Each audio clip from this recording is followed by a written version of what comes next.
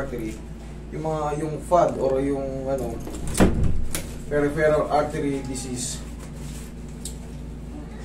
is disorder sa vascular.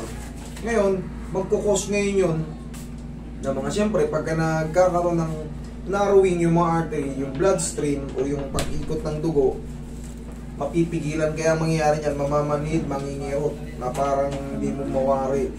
Ngayon, pero mas dyan sige, sa tulong ko tsaka sa tulong ng medication, hindi po siya hindi siya kaya ng mga alignment hindi siya kaya ng mga kasi nagkakaroon ng narrowing mismo sa mismong artery, so kailangan maaaring mag-vitamins kayo sa nerve.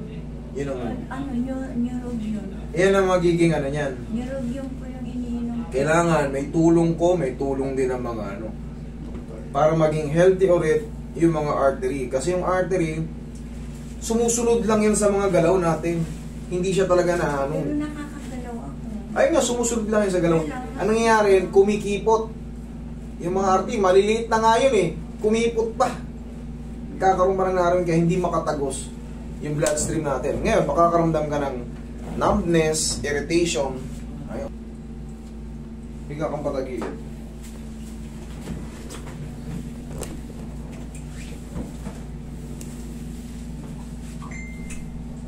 And medyo imamassage natin dito na medyo semi-hard. Kumbaga, malapit sa hard. Lumabagay siya pagka nakabitin. Hindi po hindi po nakaka-circulate ng I-elevate mo yan para mawala yung pamamaga. Para bumalik siya sa taas. Hindi makaakyat. Relax na. Kabilang side. Dito. Sensya ka. Okay lang po.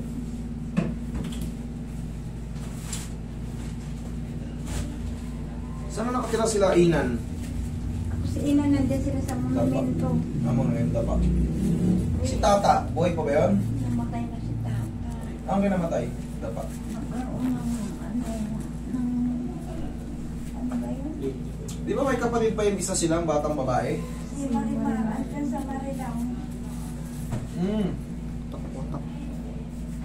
Namatay pala yun, yung bata na yun? Mabait naman yung bata. Sakit na. Sabi ko papasyalin mo rito Uy, naku. Andyan sa monumento, hindi nga kami nagkikita Kunin niyo yung number, kakausapin ko. Andyan. Ganituin niyo lang siya Nakaano siya namamanas. Yan, para mawala yung manas. Kita mo, manas na manas. Dahil pala yan sa peripheral vascular disease and peripheral artery disease. Kasi pag artery ang tumama at tinamaan, yung mga maliliit na ugat yun.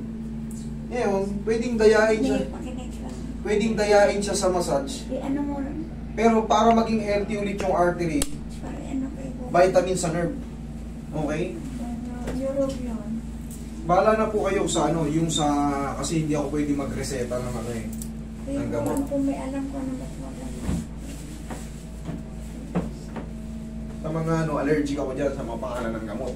Kasi wala akong karapatan dyan. Pero ito makakatulong din to para guminhawa yung pakiramdam nyo. Kasi ang massage is for blood circulation and relaxation. Ito yung ibang pao natin. Yan din ang pang-aplas ko sa bahay. Ayan, i-hapusin nyo lang. Tapos pagkatapos nyo mag-aplas, i-elevate nyo. Ginaya nga kita I-elevate nyo, itaas nyo. Ito ako nakataas. Oo, pero itataas nyo. mawawala yung maga niya. Maghapon, tanggal yung na yan. Kasi ito, tingnan mo, ang layo. Ito, ang liit. Ito, ang laki. Kasi sa gabi ko siya itinataas kung natutulog ako. Yan, ang liit Kasi sa araw, kumikilos ako. Ngayon, habang naglalakad kayo, pabigat ng pabigat yan. Pabigat ng pabigat. Pakapal. Ganyan, Ganito ang tamang elevation, Yan. Komportable. Yan. Habang tumatagal, nakakadalo yung pababa. Pag nakadalo yung pababa, pwede na naman kayo, gumala. Tapos, pero, katagalan, gagano ulit siya. Kailangan talaga ang ma-address yung mga artery nagbabara o na kumikipot. Siyempre, pag kumipot yun, mababarahan yung bloodstream. Yun yung mangingirot-ngirot, mamamanid-manid yan. So, babalik ulit tayo sa unang procedure. I-massage-massage nyo. Pag sa bahay kayo, uminom kayong gamot, tapos i-elevate mo. Yung gamot ko na resita, yung pa rin ang ina. Yes, basta may reseta, yun ang sundin. Tapos yun nga, basta yung mga vitamin sa nerve, tsaka yung reseta dyan. For the meantime, kailangan nyo po yun. Kasi, actually, hindi talaga siya panghilot. Pero, makakatulong, pero ano lang, maaaring 30 to 40%. Kasi, yung vascular disease and arterial disease, hindi maabot ng adjustment dyan. Talagang imamassage lang yan dyan. Ngayon, dinamay ko na lang yung balakang kasi connected po yan dyan. Kaya ganun po ang ginawa natin. Yes po, kaya ganun ang ginawa natin. Dinamay na natin yan para kahit pa paano, wow, gumaan yung paramdam ko. Pero still, the problem is there.